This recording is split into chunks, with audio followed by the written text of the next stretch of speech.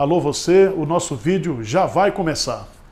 Então, antes de começar, por favor, inscreva-se no nosso canal, curta e também ative o sininho para receber as novidades, tá bom?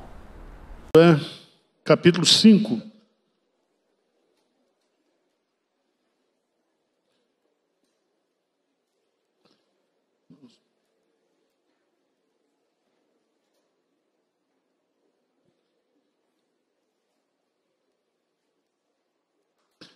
Diz no capítulo 5, sucedeu que, ouvindo todos os reis dos amorreus que habitavam deste lado do Jordão ao ocidente, e todos os reis dos cananeus que estavam ao pé do mar, que o Senhor tinha secado as águas do Jordão, de diante dos filhos de Israel, até que passamos, desmaiou-se-lhes o coração, e não houve mais alento neles, por causa dos filhos de Israel. Naquele tempo, disse o Senhor a Josué: faze facas de pederneiras e passa de novo a circuncidar os filhos de Israel.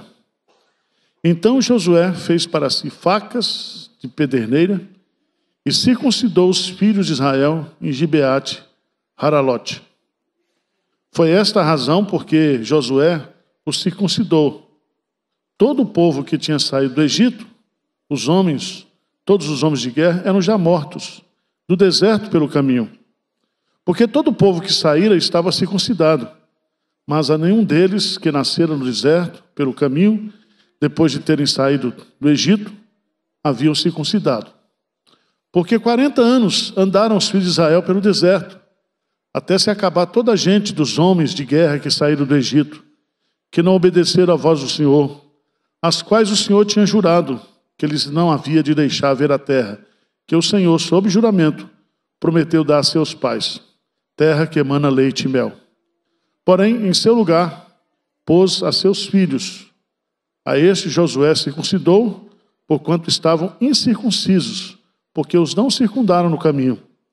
Tendo sido circuncidada toda a nação, ficaram no seu lugar no arraial, até que sararam. Disse mais o Senhor a Josué: hoje removi de vós o opróbrio do Egito, pelo que o nome daquele lugar se chamou Gilgal até o dia de hoje. Estando, pois, os filhos de Israel acampados em Gilgal, celebraram a Páscoa no dia 14 do mês à tarde, nas campinas de Jericó. Comeram do fruto da terra. No dia seguinte à Páscoa, pães asmos e cereais tostados comeram nesse mesmo dia. No versículo 12, diz assim: no dia imediato, depois que comeram do produto da terra, cessou o maná. E não tiveram mais os filhos de Israel, mas naquele ano comeram das novidades da terra de Canaã. Amém? Irmãos, Josué tem 24 capítulos. Os 5 primeiros, eles entram na terra. Depois do capítulo 6 até o capítulo 12, eles vão conquistar a terra. Depois do 13 até 21, 22, eles vão fazer a distribuição da terra. E 23 e 24 é quando Josué reúne o povo e renova a aliança. Eu queria estudar um pouquinho com vocês hoje, rapidamente o capítulo 5, mas eu queria fazer uma retrospectiva. Primeiro capítulo de Josué é um capítulo de encorajamento. Deus fala a Josué e anima Josué. Isso vai versos de 1 a 9. Depois, na segunda parte do capítulo 1, Josué, então, anima os líderes. Se você pegar aí do versículo 10, né, até o versículo 15, você vai ver, primeiro, Deus encoraja Josué, Josué encoraja os líderes, e agora o povo dá uma resposta para Josué. Lê comigo aí, versículo 16 a 18 do capítulo 1. O que diz? Então responderam a Josué dizendo: tudo quanto nos ordenastes faremos, e aonde quer que nos enviares, iremos. Como em tudo obedecemos a Moisés, assim obedeceremos a ti. Tão somente seja o Senhor teu Deus contigo, como foi todo homem que se rebelar contra as tuas ordens e não obedecer às tuas palavras, em tudo quanto lhe ordenaste será morto. Tão somente ser forte e... Então é muito bom a gente ver esse capítulo primeiro, Deus encorajando. Depois Josué encoraja o povo, e agora o povo dá também uma moral para Josué. Tá certo? De vez em quando você manda mensagem para mim também, me encorajando, tá?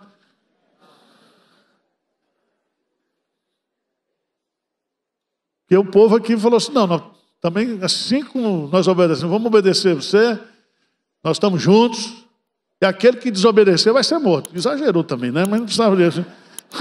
Mas isso é muito importante, irmãos, porque na igreja nós precisamos encorajar uns aos outros.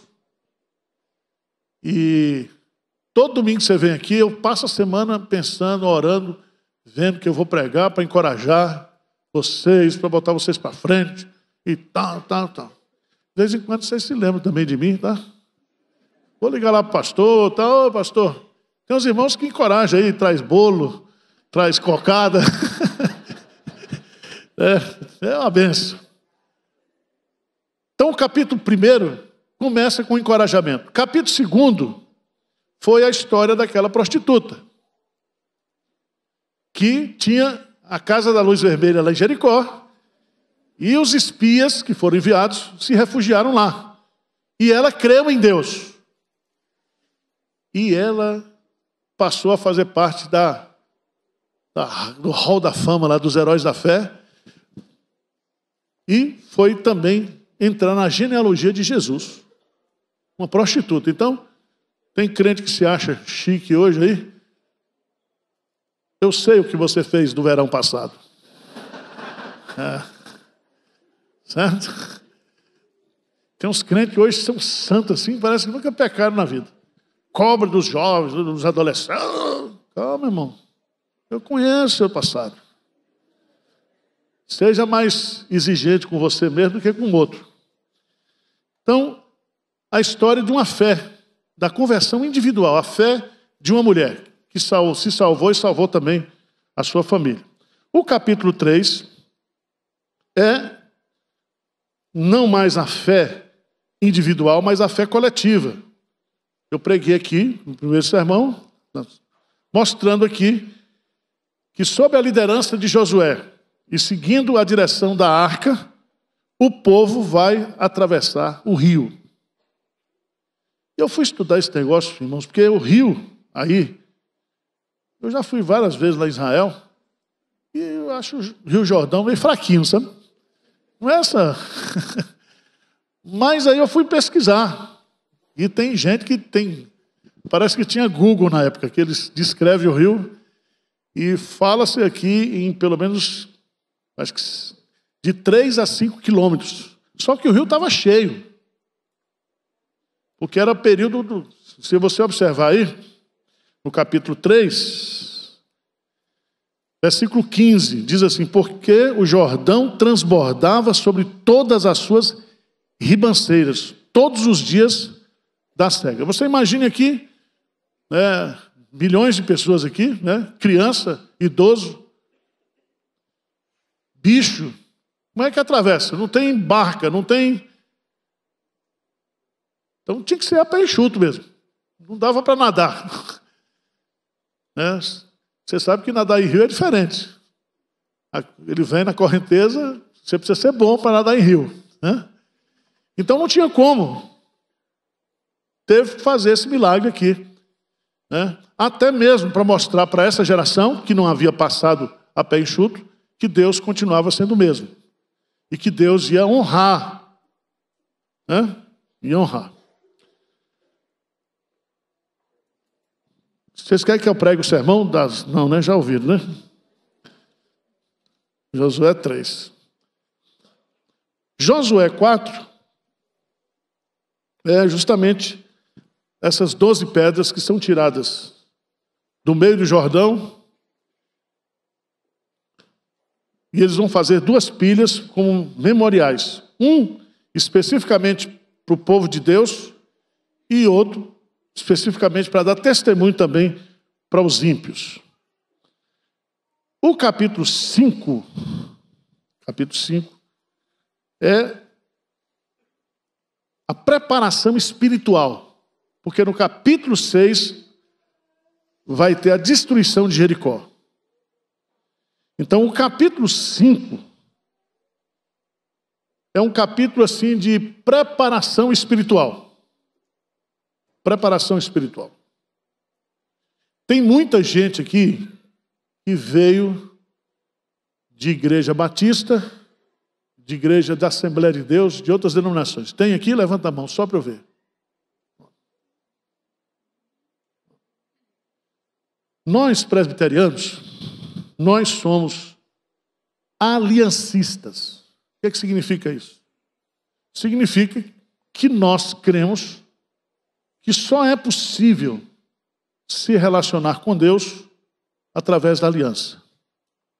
A primeira aliança que foi feita por Deus conosco foi lá com Adão, antes do pecado. Essa aliança é chamada aliança das obras. Aliança das obras.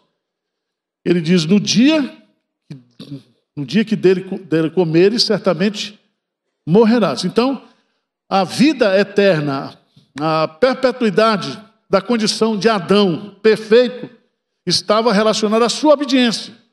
Ele tinha o livre-arbítrio ainda, espiritual, porque ele não tinha sido alcançado pelo pecado. Por isso que Paulo vai chamar de o primeiro Adão. E o segundo Adão é Cristo. E por causa do pecado de Adão, ele sendo o cabeça da raça, todos pecaram.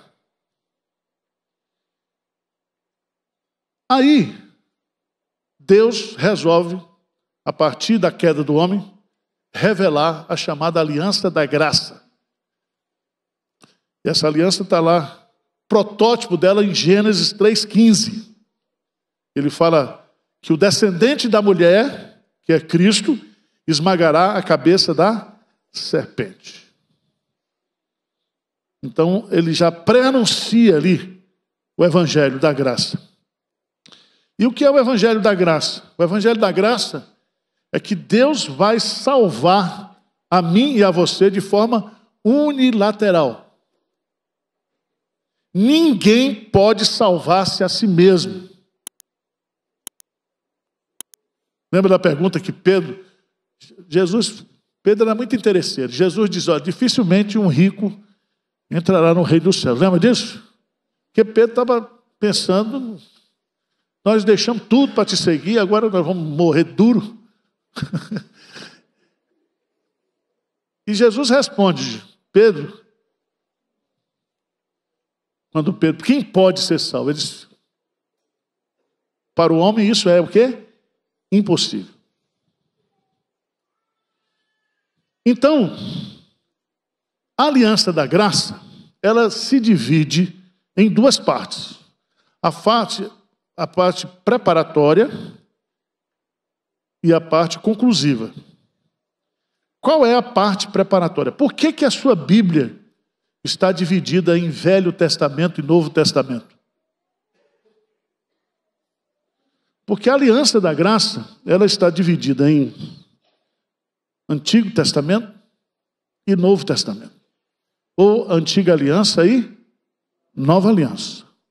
Antigo do Pacto ou Novo Pacto. A aliança do Antigo Testamento foi feita com Moisés. Lembra disso? Lá no Monte Sinai. Tirou o povo do Egito. Fez a aliança, deu a lei e diz agora vocês vão cumprir a lei. Quem cumprir a lei será salvo. Mas a Bíblia diz que ninguém pode cumprir a lei. Então qual era o propósito de Deus ao estabelecer a antiga aliança? Era revelar o nosso pecado. A lei não salva, a lei não justifica. Ninguém cumpre a lei. pela lei, todos nós estamos condenados. Vocês estão entendendo ou não? Vamos lá em Romanos 3, quando fala da depravação total do homem.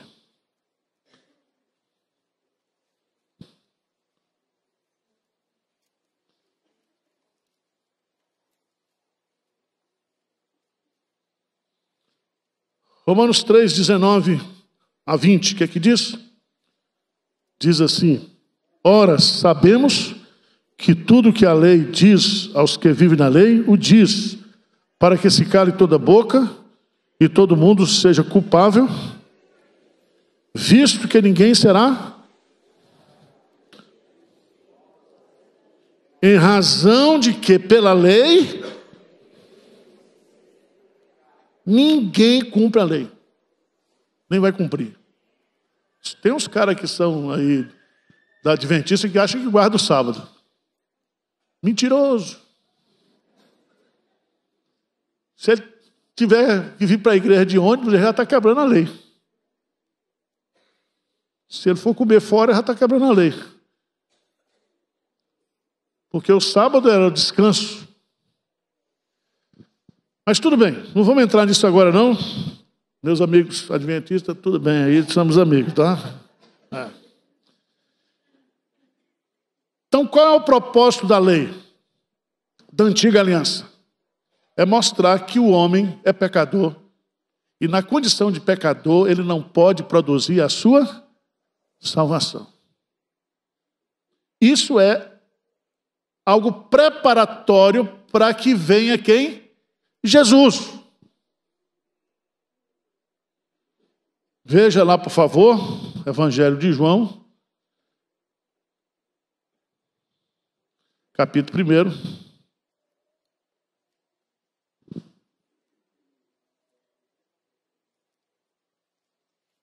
Versículo 17. João 1, 17. O que é que diz?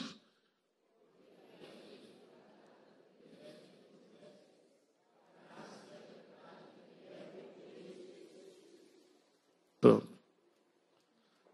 A graça veio através de quem? Por meio de Jesus. E essa graça, ela é tão abençoadora que é por causa da graça que os crentes do Antigo Testamento foram redimidos. Eles foram redimidos pelo sangue de Jesus. Tá certo? Então, veja bem. A aliança da graça, ela está dividida em antiga aliança, nova aliança. Na antiga aliança, mostra a doença, o pecado. Na nova aliança, mostra o remédio, que é a graça, em Jesus Cristo. Por isso que Paulo diz, pela graça sois salvos, mediante a fé. Isso não vem de vós, é um dom de Deus. Então, para que eu e você, nós estivéssemos convertidos hoje, nós não fizemos nada. A fé que você tem, que eu tenho, a fé salvadora, foi presente de Deus.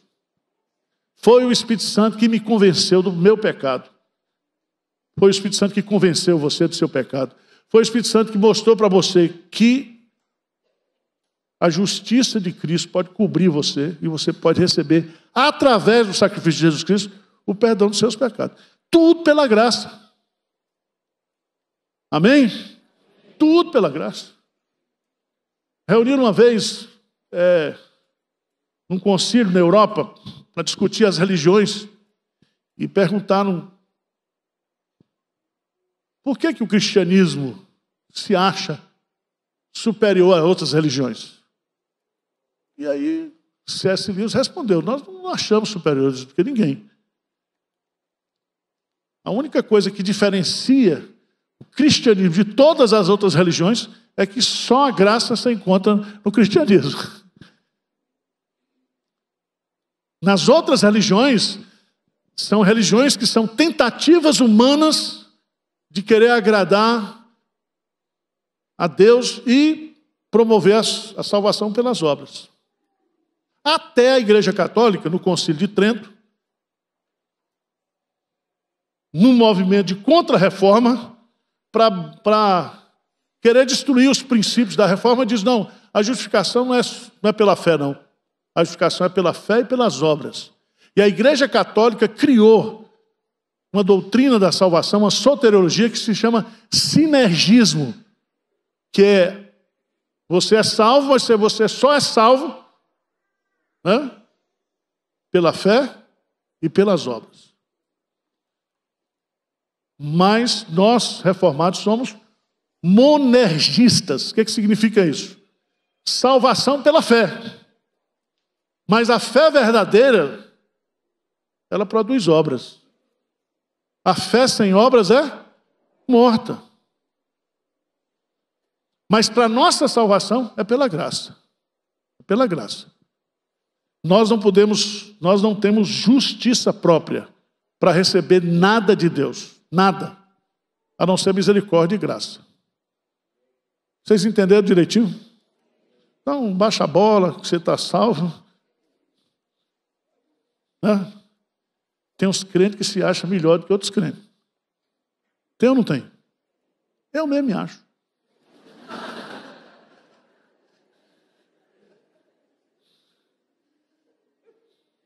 Quando a gente ajoelha para orar, a gente diz, Senhor, eu sou um pecador desgraçado, isso aqui. Aí termina de orar, o irmão diz, é pecador, como é que vai dizer? Eu sou, mas você também é. Eu falo, mas você não, diante de Deus, você não...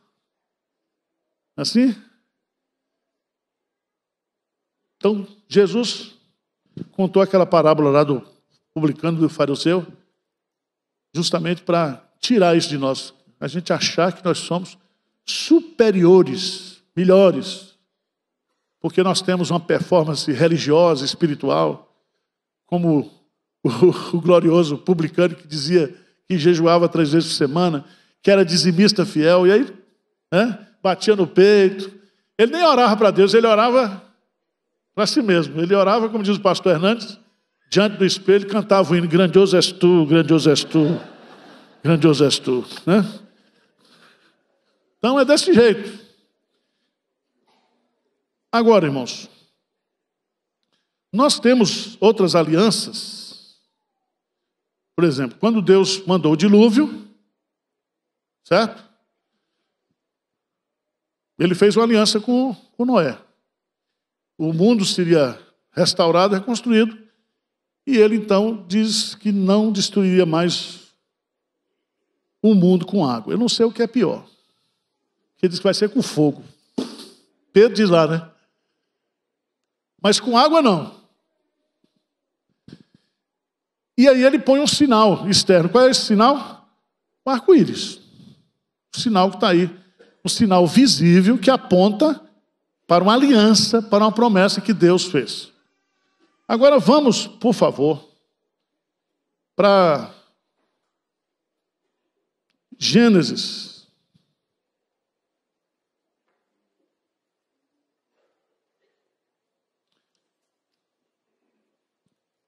Gênesis capítulo 17.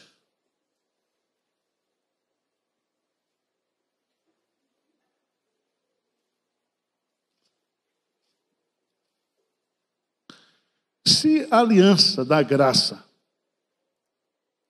ela cobre o Antigo e o Novo Testamento, não existe 2 povos de Deus.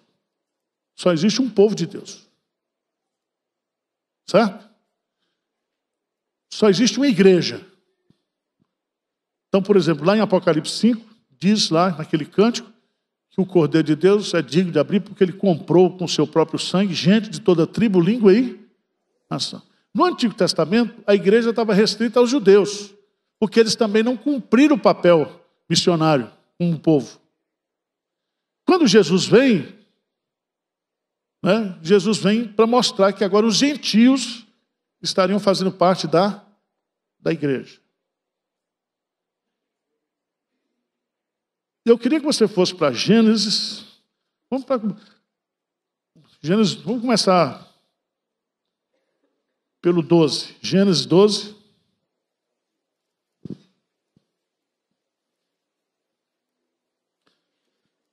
Deus faz uma aliança com Abraão. Aqui já é a revelação progressiva dessa aliança da graça. Deus, a partir de Abraão, vai construir um povo, e desse povo vai vir quem? O Messias, Jesus. Então, disse o Senhor a Abraão: sai da tua terra, da tua parentela, da casa do teu pai, e vai para a terra que te mostrarei. De ti farei o quê? Uma nação, te abençoarei, te engrandecerei o nome, sê tu uma bênção. Abençoarei os que te abençoarem, amaldiçoarei os que te amaldiçoarem, em ti serão benditas todas as famílias da terra. Então, Deus promete aqui a Abraão uma terra, um nome e uma nação. E aí você vai observar que Deus vai cumprir isso através da vida de Abraão. Você vai lá para o capítulo 15, né? De Gênesis.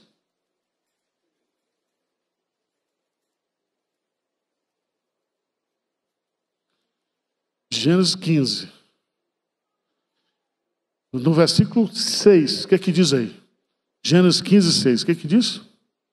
Ele creu no Senhor. Então preste atenção. Ele creu no Senhor. E isso lhe foi o quê? Imputado.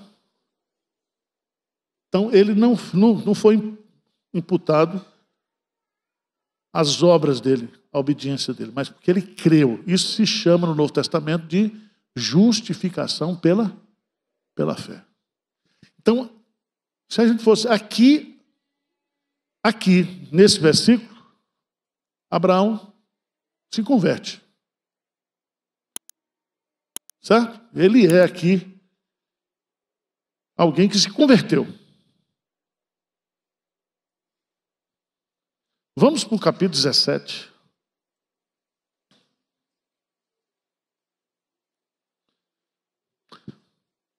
Quando atingiu Abraão a idade de 99 anos, apareceu o Senhor e disse: eu sou o teu Deus, anda na minha presença e ser perfeito. Farei uma aliança entre mim e ti, e te multiplicarei extraordinariamente. Prostrou-se Abraão o rosto em terra, e Deus lhe falou: quanto a mim, será contigo a minha aliança, será pai de numerosas nações. Abraão já era teu nome, e sim Abraão, porque por pai de numerosas nações te constitui. Agora, versículo 7, o que é que diz aí? Estabelecerei a minha aliança entre mim e ti e a tua descendência no decurso das suas gerações. Aliança o quê? Perpétua, para ser o teu Deus e da tua descendência. Dar-te-ei a tua descendência e terás tuas peregrinações, toda a terra de Canaã em possessão perpétua, e serei o seu Deus. Ele repete aqui o que ele disse no capítulo 12. Mas aí, nesse texto aqui, versículo 9, veja aí. Disse mais Deus a Abraão: guardarás a minha aliança, tu e a tua descendência, no discurso das gerações. Esta é a minha aliança, que guardareis entre mim e vós e a tua descendência. Todo macho entre vós será circuncidado. Circuncidareis a carne do vosso prepúcio, será isso por sinal de aliança entre mim e vós. Então, essa aliança que foi feita com Abraão, assim como a de Noé, ela tem um sinal externo. Qual é o sinal externo? Circuncisão. Por que foi feito no órgão reprodutor masculino? Vocês sabem, mas não vai responder, né? É porque essa aliança tem como objetivo também atingir os descendentes. Por isso que, presta atenção, presbiteriano batiza criança. Porque para ser membro do povo de Israel, precisava ser o quê? Circuncidado. Aí, veja, versículo 23 do capítulo 17. Tomou, pois, Abraão a seu filho Ismael, todos os seus escravos, nascidos da sua casa, todo mundo, até ele, 99 anos, pá! Cortou a pelanquinha do velho. Todo mundo. Ele foi circuncidado depois que creu. Não foi a circuncisão que converteu ele. Por isso que a circuncisão, ela é substituída na igreja pelo batismo. Tá certo? Por quê? Porque circuncisão você só faz uma vez. Batismo também é só uma vez. Então o sacramento para entrar na igreja, como é que o sujeito era identificado como membro do povo de Deus no Antigo Testamento? Circuncisão. Agora, como é que era a verificação? Eu não sei. Isso aí é pergunta difícil. Eu não sei como é que é. Fazia lá o exame e tal, para ver se o cara era mesmo. Se não, segue o raciocínio, tá? Eu vou chegar lá.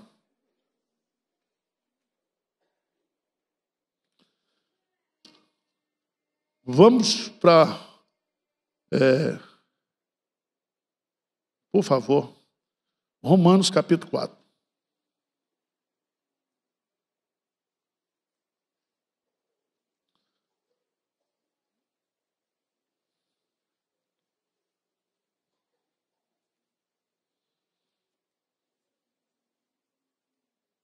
Romanos capítulo 4.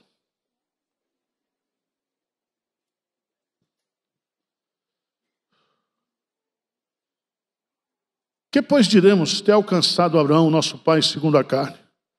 Porque se Abraão foi justificado por obras, tem que se gloriar, porém não diante de Deus. Aí veja o texto de Gênesis 15. Pois diz a Escritura, Abraão creu em Deus, e isso lhe foi o quê? Imputado para a justiça. Ora, ao que trabalha, o salário não é considerado como favor, e sim como dívida. Mas ao que não trabalha, porém, crê naquele que justificou o ímpio, a sua fé lhe é atribuída como justiça. E aí vai dizer também de Davi. São dois exemplos de justificação pela fé no Antigo Testamento. Então veja bem, a circuncisão no Antigo Testamento tinha dois sentidos. Tinha o sinal externo, que identificava o povo. Por que nós batizamos as nossas crianças, irmãos? Elas não aceitaram Jesus, não ouviram o sermão. Só que pelo fato dela ser nascida de pais crentes, existe essa aliança que Deus quer ser, tá certo? O Deus dos nossos descendentes.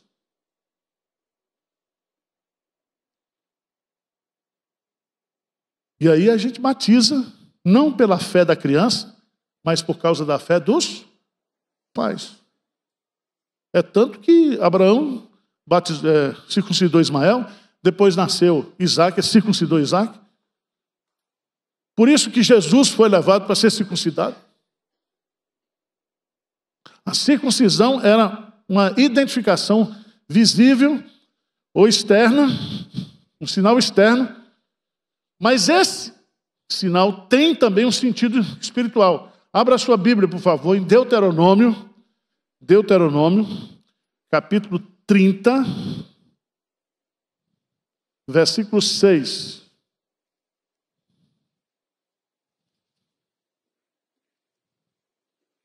Deuteronômio 30, versículo 6. As promessas, isso, discurso de Moisés, tá? 36. O que diz lá? 36. O Senhor, teu Deus, circuncidará o teu coração e o coração de tua descendência, para amares o Senhor, teu Deus, de todo o coração e de toda a tua alma, para que vivas. Então a circuncisão também, aqui fala circuncisão que é do coração. Veja lá, Jeremias, capítulo 4, versículo 4. Jeremias 4, 4. O que diz lá?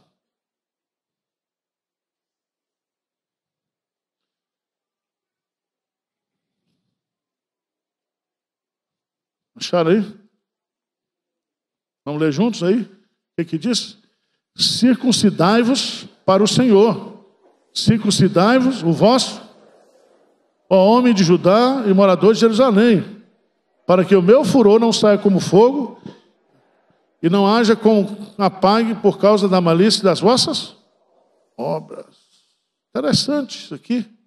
Agora vamos para Romanos, capítulo 2, versículo 29.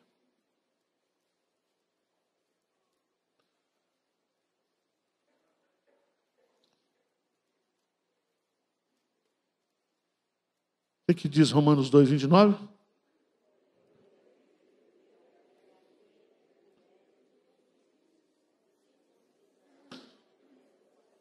Vamos ler direito. O que diz? Porém, judeu é aquele que é interiormente, a circuncisão, a que é do coração, no espírito, não segundo a letra, e cujo louvor não procede dos homens.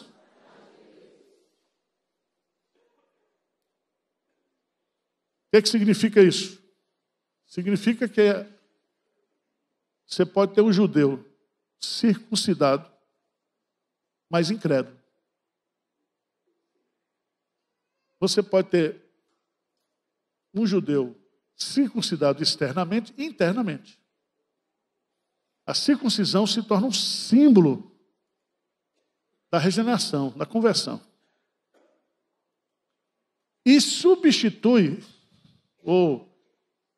porque Jesus era judeu. Ele diz, fazei discípulos de todas as nações, batizando-os em nome do Pai, do Filho e do... Então, qual é a forma no Novo Testamento, na aliança da graça, para o sujeito ser identificado como membro da igreja de Deus? O batismo.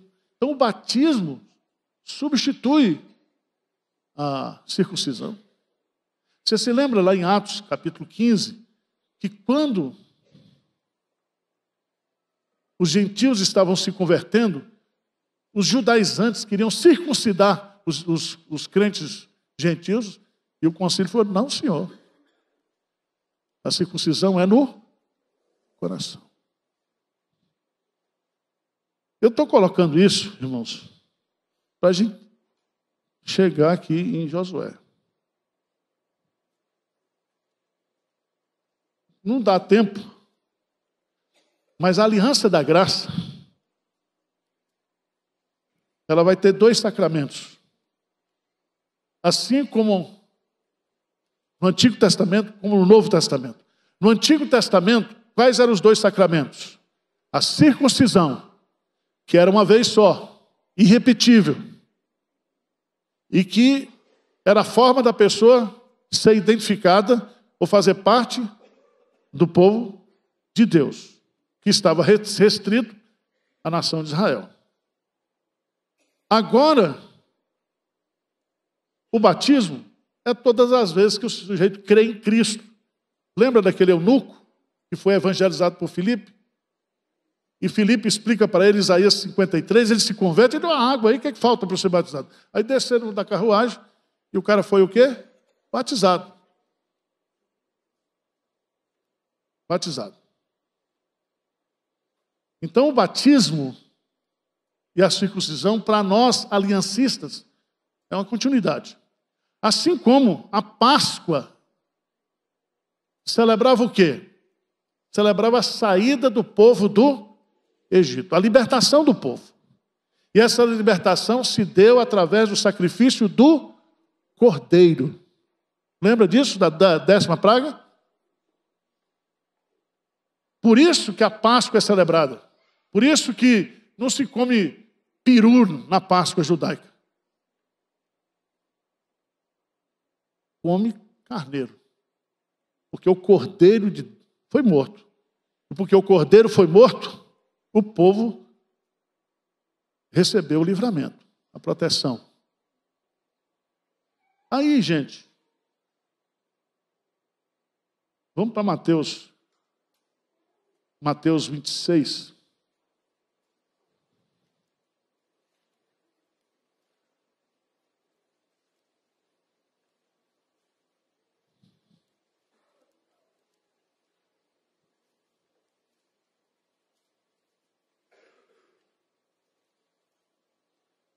Mateus 26. Começa no versículo 17 a 20.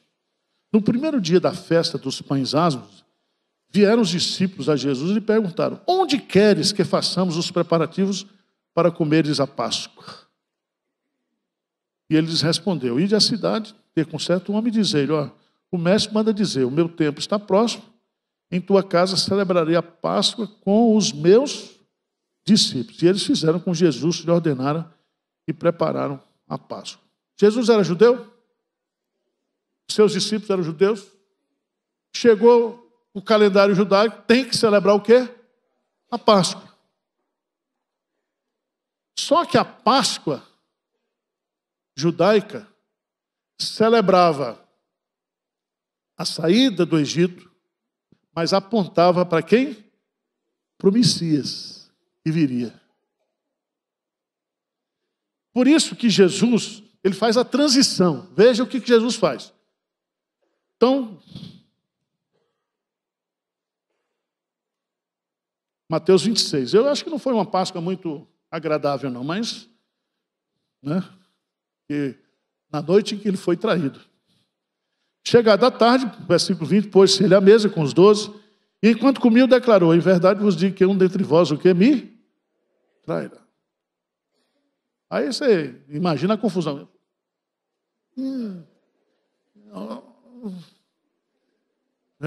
Pense na confusão. E eles, muitíssimos contristados, começavam a perguntar: porventura sou eu, senhor? E ele respondeu: que mete comigo a mão no prato, esse me trairá. O filho do homem vai, como está escrito a seu respeito, mas é daquele por intermédio de quem o filho do homem está sendo traído. Melhor lhe fora não haver nascido. Então Judas, que eu traía, perguntou: acaso sou eu, mestre?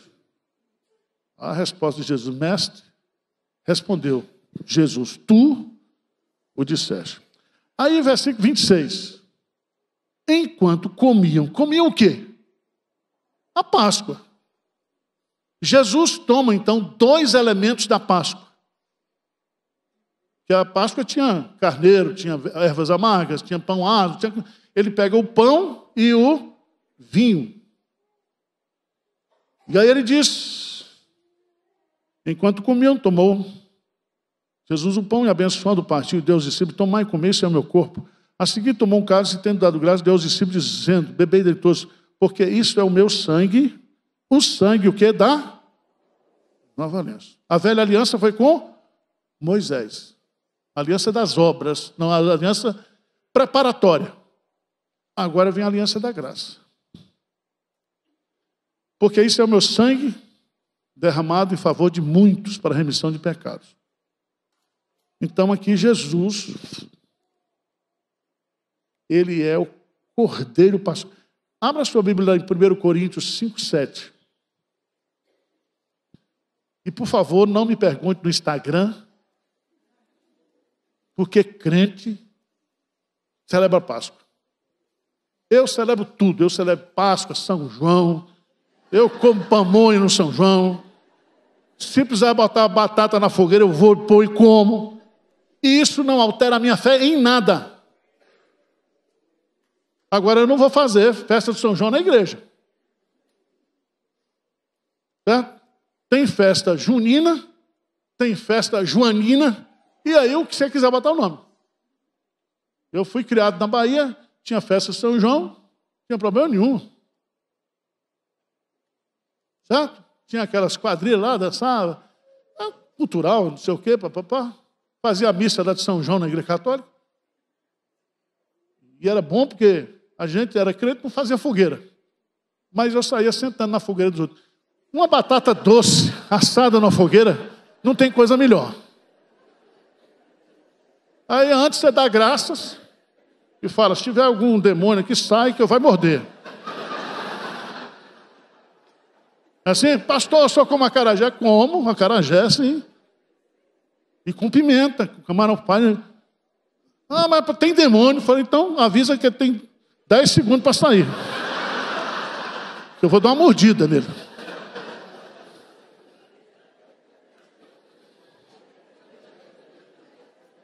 Tem gente que... A vida é tão complicada. O cara não obedece às coisas tão claras na Bíblia, fica inventando. Inventando. Certo? Tem João Batista, tem João Batista. João Batista nasceu. Está na Bíblia lá, que ele nasceu 6 meses antes. Por isso que São João Batista é, no calendário cristão, em junho. E Natal em dezembro, 6 meses depois. Mas nós não... Alguém celebra João Batista aqui, pelo amor de Deus? Agora nós vamos deixar de comer milho. Porque lá no Nordeste, o milho, ele é plantado na festa de São José. E geralmente chove. Aí planta o milho. E colhe em junho. Então eu não vou comer pamonha, canjica, não sei o quê, porque São João, não sei o quê, porque tem crente. Ah, mas escandaliza. Você está muito fraco para escandalizar com comida. Eu não sei nem porque eu estou falando isso, mas entrou no assunto aí. 1 Coríntios 5, 7, o que é que diz aí? O que é que diz?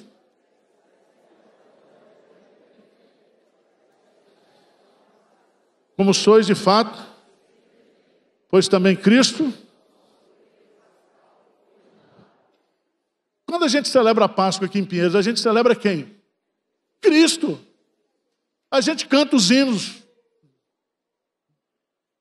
relacionados à crucificação dele, à ressurreição dele. Eu não sou judeu, eu estou celebrando a Cristo, que é o nosso Cordeiro, o quê?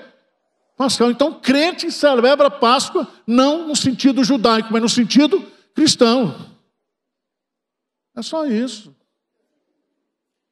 Ah, pastor, e Natal, Jesus nasceu.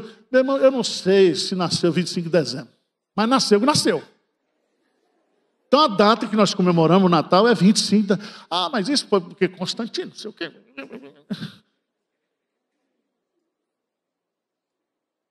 Ele não está vivo?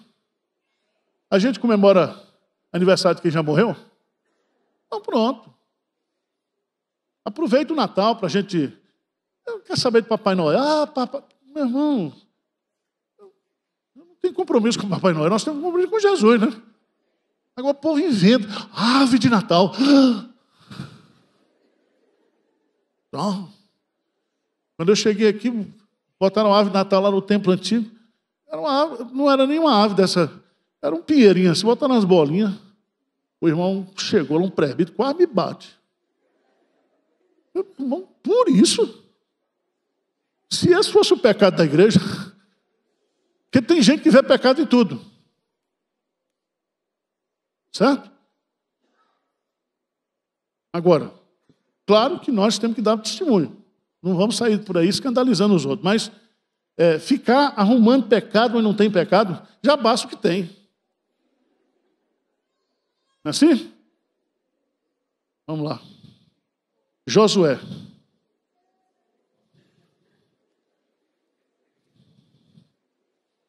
O que Josué faz? Nós não podemos, veja bem, Deus disse assim, vocês não podem conquistar, que eu vou dar a terra para vocês, serão vitórias sobrenaturais, miraculosas, espirituais, se vocês não arrumarem a vida de vocês. Então o que eles fizeram? Rapaz, deve ter dado um trabalho para Josué. E fez, não fez faca não, fez umas facas de pedra. Está doendo aí? E ó, todos do sexo masculino que nasceram no deserto foram circuncidados. Depois disso, eles celebraram o quê? A Páscoa. Aqui estão os 2 sacramentos. Lembra a saída, né? Um lembra a conversão, o momento em que eu passei a fazer parte do povo de Deus, ou por nascimento, ou por conversão. Segundo, a celebração da saída do Egito e também apontando para Cristo. Aqui hoje, a gente vai celebrar, já celebrou, a gente lembra a cruz e lembra o quê? A segunda vinda. Então, a circuncisão continua no batismo, a Páscoa continua na ceia do Senhor. Vocês entenderam ou não? Tudo aponta para Cristo. Tudo tem um sentido espiritual. Nada disso pode ser transformado em uma tradição religiosa. Mas ele tem um sentido e um significado espiritual. E a Páscoa olha para trás e vê a libertação do Egito. Olha para frente e vê Jesus como nosso Cordeiro Pascal. João Batista diz: eis o Cordeiro de Deus, não de Israel, que tira o pecado do mundo. A ceia olha para a cruz, para trás, a ceia olha para frente, segunda vinda de Jesus. Então, há um detalhe que eu queria colocar para vocês. Essa ordem. Primeiro a circuncisão, depois o quê? A Páscoa. Primeiro você batiza na igreja, como cristão. Depois você participa da mesa do Senhor. Deu para entender? Porque está estabelecido também. Veja lá para mim, por favor, em Êxodo.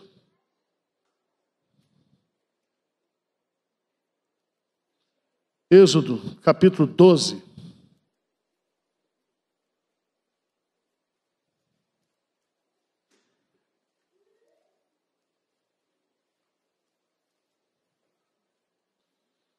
A partir do versículo 43.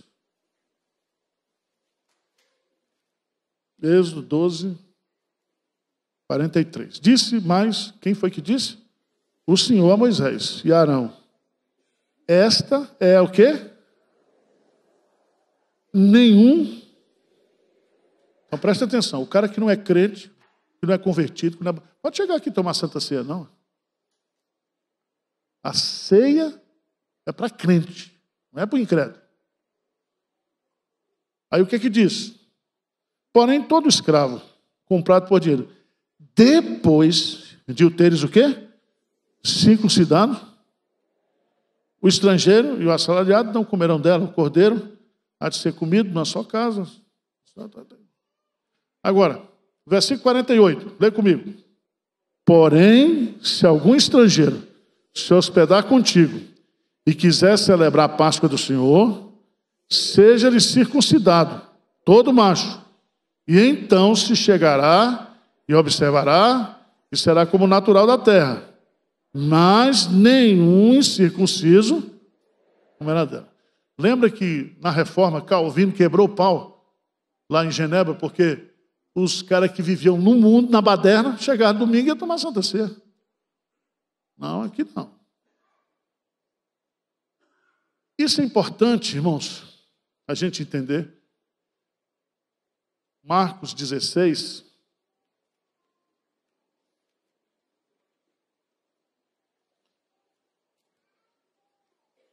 Assim como a circuncisão não salva, batismo também não salva, tá? Não importa a quantidade da água que você tomou. Foi por imersão. Porque a água não lava pecado.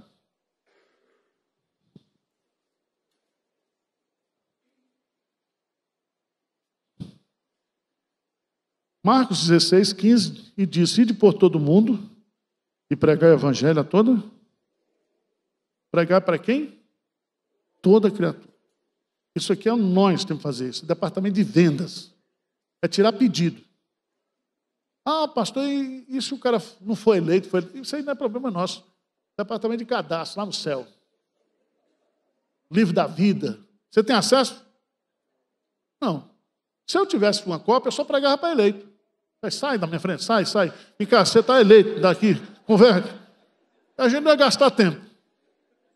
Mas a gente ia ser tão... Por isso que a Bíblia diz, ide por todo mundo, pregar a família toda. Quem crê e for batizado será salvo. Quem, porém, não crê será condenado. Muita gente pode pegar esse versículo aqui e dizer assim,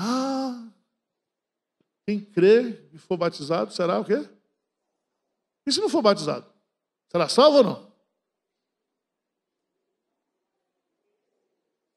Se crê, o que garante a salvação é a fé ou o batismo?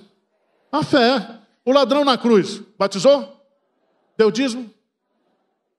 Ajudou aqui no galpão? Nada, desgramado. Passou a vida roubando. Estava sendo morto ali e o desgraçado morreu ao lado do Salvador. Pensa num sujeito eleito, esse aí foi eleito. Então, batismo não salva. O que salva é a fé em Cristo Jesus. Tá certo, gente? Então, Josué, nós vamos ver porque semana que vem, eu não vou estar aqui não, é pastor Hernandes. Nós vamos com Josué lutar em Jericó. E vamos cantar aquele canto, vem com Josué. Você vai ver que vitória, que guerra espetacular. Né? E você vai ver que realmente é Deus que está dando a terra para o povo. Amém? Vamos ficar de pé, vamos encerrar.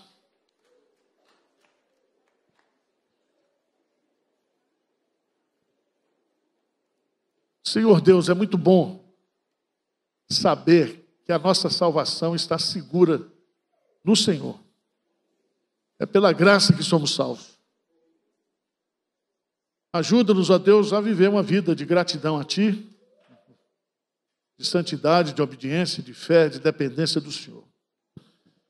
Venha nos dar também maturidade, crescimento espiritual. Que nós não percamos tempo com discussões vãs que não acrescentam absolutamente nada. Ajuda-nos, ó Pai, a entender a Tua vontade e o Teu querer. Em nome de Jesus. Amém. Está encerrada a aula, irmãos?